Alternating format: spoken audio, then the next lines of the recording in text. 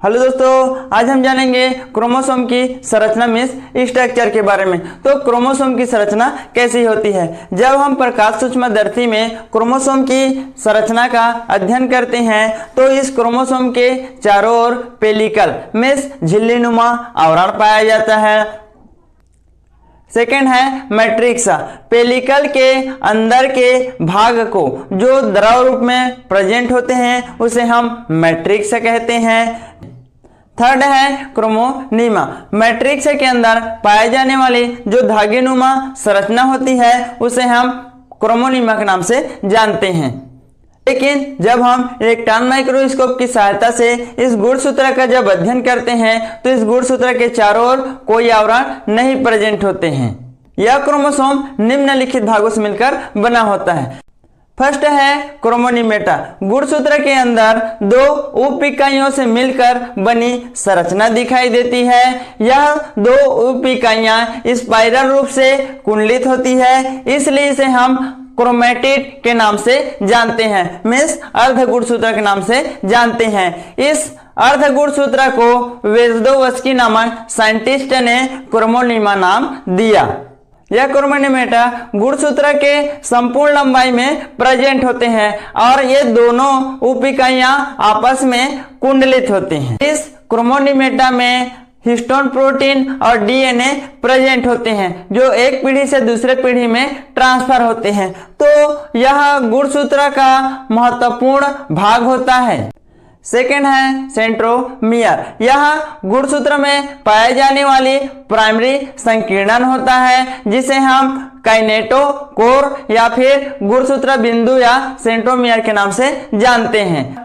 यह सेंट्रोमियर प्रत्येक क्रोमोसोम में एक निश्चित स्थान पर प्रेजेंट होते हैं। कोशिका विभाजन के समय यह सेंट्रोमियर स्पिंडल फाइबर मीन्स तरकु तंतुओं का निर्माण करता है और जो गुणसूत्र होते हैं उसके मूवमेंट में यह सेंट्रोमियर सहायता करते हैं। थर्ड है क्रोमोमियर। समसूत्री विभाजन और अर्धसूत्री विभाजन के प्रोफेज स्टेज में क्रोमोनीमेटा पर बहुत से गहरी अभिरंजित कणिकाएं दिखाई देते हैं जिसे हम क्रोमोमियर के नाम से जानते हैं।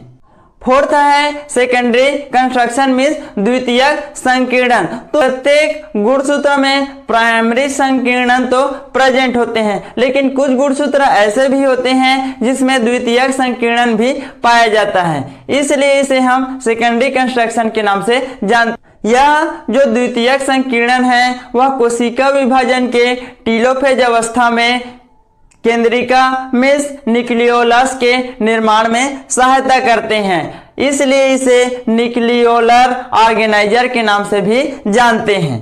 यह द्वितीयक संकीर्णन क्रोमोसोम के सबसे लास्ट वाले भाग में प्रेजेंट होते हैं। है सैटेलाइट। गुणसूत्र में सेकेंडरी कंस्ट्रक्शन मीन्स द्वितीयक संकीर्णन के आगे जो भाग पाए जाते हैं उसे हम सैटेलाइट के नाम से जानते हैं। यह सैटेलाइट गोल घंटीनुमा आकार के होते हैं। जिन क्रोमोसोम में यह सैटेलाइट प्रेजेंट होते हैं उसे सेट क्रोमोसोम के नाम से जानते हैं। यह सैटेलाइट क्रोमोनीमेटा से जुड़ा होता है। 6 है टीलोमियर। यह गुणसूत्र के दोनों सिरों पर पाए जाने वाली एक विशेष प्रकार की ध्रुवता होती है जिसके वजह से कोई अदर गुणसूत्र इस पर आकर जुड़ नहीं सकते, इसलिए इसे हम टीलोमियर के नाम से जानते हैं। इस टीलोमियर में कोई विशेष रचना नहीं होती है, यह केवल क्रियात्मक भिन्नता दर्शाते हैं।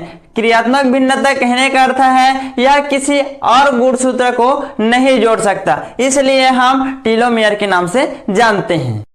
यदि मेरा यह वीडियो आपको पसंद आया होगा तो मेरे चैनल को लाइक कर दीजिएगा और जरूरतमंद लोगों को शेयर भी कर दीजिएगा ताकि आने वाले वीडियो में मैं इंस्पायर होऊंगा और आपको नई नई जानकारी देता रहूंगा। जो